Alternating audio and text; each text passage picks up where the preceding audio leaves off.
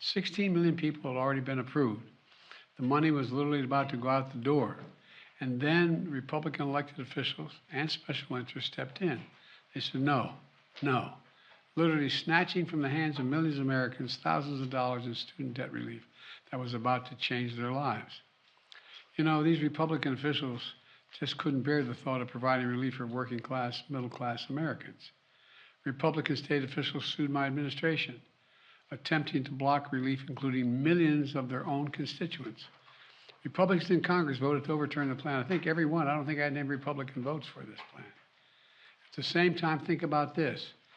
We all supported the Paycheck Protection Program, remember? PPP, you know, which was designed to help business owners who lost money because of the pandemic. It was a worthy program. But let's be clear.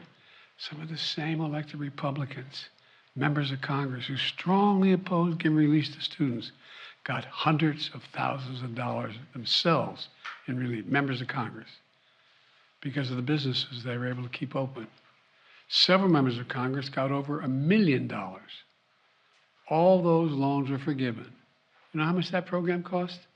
$760 billion. My program's too expensive. $360 billion more than I proposed in my student debt relief program. I was trying to provide students with $10,000 to $20,000 in relief. By comparison, the average amount forgiven in the PPP, the pandemic loan program, average amount forgiven was $70,000. Now a kid making 60,000 bucks, trying to pay back his bills, asking for $10,000 in relief. Come on, the hypocrisy is stunning. You can't help a family making 75 grand a year, but you can help a millionaire and you have your debt forgiven. My plan would not only have been life-changing for millions of Americans, it would have been good for the American economy. Freeing millions of Americans from the crushing burden of student debt. More homes would have been bought, more businesses would have been started, more couples would have had the confidence to start a family. Millions of people would have felt they could get on with their lives. These Republicans blocked all that.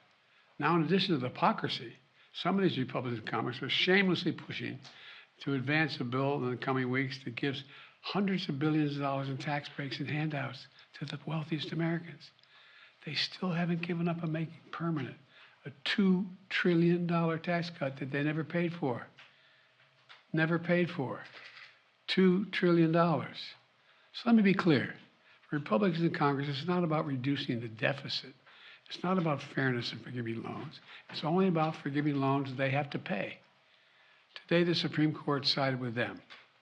I believe the court's decision to strike down my student debt relief program was a mistake, was wrong. I'm not going to stop fighting to deliver borrowers what they need, particularly those at the bottom end of the economic scale. So we need to find a new way.